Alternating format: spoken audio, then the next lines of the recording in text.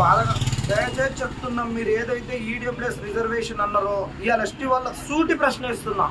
ఒక్కొక్కళ్ళకు ST కులాలలో పుట్టి, SC కులాలలో పుట్టి, బీసీ కులాలలో పుట్టి వాళ్ళ రాజకీయ పబ్బాల కొరకు నేను మనోత్రాయన్నా నువ్వు అంటున్నావు ఎస్సీలను రెచ్చగొట్టిరని నేను చాలా ఆగినా. ఇంకో నీ లెక్క నేను వరలాలంటే నీకన్నా ఎక్కువ వరులుతా, కానీ ఎక్కడ వరలాలో నాకు తెలుసు, ఎక్కడ తగ్గాలో నాకు తెలుసు. ఎందుకంటే అలాంటి వేదికల పైన పోయి వరిలితే ఏముండదు, సమాజానికి సమాచారం ఇవ్వడానికి అక్కడ పోయేది ఒక వేదికలు వాళ్ళు అంతగానో ఖర్చు పెట్టుకొని, స్టూడియో ఖర్చు పెట్టుకొని మనకు కార్లు ఇచ్చి అక్కడ పిలిపించింది వరులుతందుకు కాదు. ఒకటి గుర్తుపెట్టుకోరు, ఈరోజు ఈడబ్ల్యూఎస్ వాళ్ళకు సివిల్స్లో కానీ, ఎస్బీఐ మేనేజర్లలో కానీ, ఇంకా పెద్ద పెద్ద ఉద్యోగాలలో అన్నిటిలలో ఎందుకు తక్కువ వస్తున్నాయి దాన్ని ఆలోచించట్లేరు. ఇవాళ ఎస్టీ వాళ్ళకు 10% రిజర్వేషన్ ఇచ్చి ప్రెసిడెన్షియల్ ఆర్డర్ లేకుంటుంటే ఎస్టీల మీద అందరు ఈడబ్ల్యూఎస్ వాళ్ళు అందరు కేసులు వేస్తే మరి ఎస్టీ వాళ్ళు ఎక్కడ పిక్తున్నారా? ఎందుకు మీరు కేసు లేరు? అంత గరీబోడు ఉన్నాడా? ఎస్టీలు ఉన్న ఐఏఎస్ ఆఫీసర్ లేరా? మీ ఈ ఎస్టీ పిల్లల గురించి ఆలోచించేది లేదా?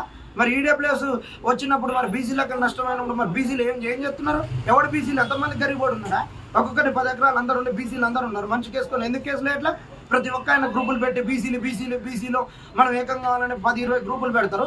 దయచేసి చెప్తున్నాం, ఈడబ్ల్యూఎస్ రిజర్వేషన్ 100 పోస్టులు ఉంటే 50 సామాజిక రిజర్వేషన్లు పోయినాయి అనుకుంటే 50 మీద 10 అనుకొని తీయాలి, కానీ 100 అనుకొని తీస్తున్నారు. అదే అన్యాయం. అసలు ఓసీలు ఎంతమంది ఉన్నారో తెలంగాణ కులగణన ఎందుకు చేయట్లేరు? కులగణన చేసి బీసీలకు సీట్లు ఇస్తూ ఉంటున్నారు, మరి కులగణన చేసి ఈడబ్ల్యూఎస్ రిజర్వేషన్ ఇలా గ్రూప్ 1 ఎట్టపోతుంది? ఈడబ్ల్యూఎస్ 10% రిజర్వేషన్ ఎందుకు పోతుంది? తలకాయ ఉండాలి ఇప్పటికన్నా. అరే పై నన్ను సంపుతానికే రెడీ అయ్యారు నాయన ఈ ప్రభుత్వం. నాకు ఇంటెలిజెన్స్ వాళ్ళు కూడా చెప్తున్నారు నువ్వు చాలా డేంజర్ సిచ్యువేషన్లో ఉన్నావని. ఒక్కొక్కడే 40 మంది ఉన్నారు, నిన్న స్టూడియోలో మానవద్రాయ్ వాళ్ళ చిట్టాలు తీస్తామంటున్నాడు. ఇక్కడ ఛాయ్ కాడ దాకా కాడ వీడియో చేసే కాడ కూడా వచ్చి ఎంక్వైరీ చేసుకొని అన్ని పోతున్నారు. ఏమైనా సచ్చినా ఏం కాలేదు, కానీ మీరు ఇలాంటి అన్యాయము జరుగుతున్నప్పుడు ఇప్పటికన్నా తలకాయ ఎత్తి ఎస్సీ ఎస్టీ బీసీలు ఆలోచించుది. ఇది చాలా అన్యాయము, దుర్మార్గము. దయచేసి ఈడబ్ల్యూఎస్ మీద కేసులు వేయరు. ఫస్ట్ బయటకు వచ్చి ఎస్టీ మీద 6 కేసులు పడ్డప్పుడు ఈడబ్ల్యూఎస్ మీద ఎందుకు బీసీలు ఎందుకు వేయట్లేరా?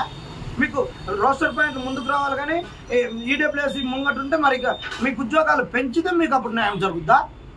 తలకాయ లేని ఏదో ముండా కొడుకులు అందరు జమ అయ్యి డెలిగేషన్లో పోయి మొత్తం జాతులను మొత్తం నాశనం చేసి మేమే అని చెప్తున్నారు. దయచేసి ఆలోచించి కేసులు వేసేది.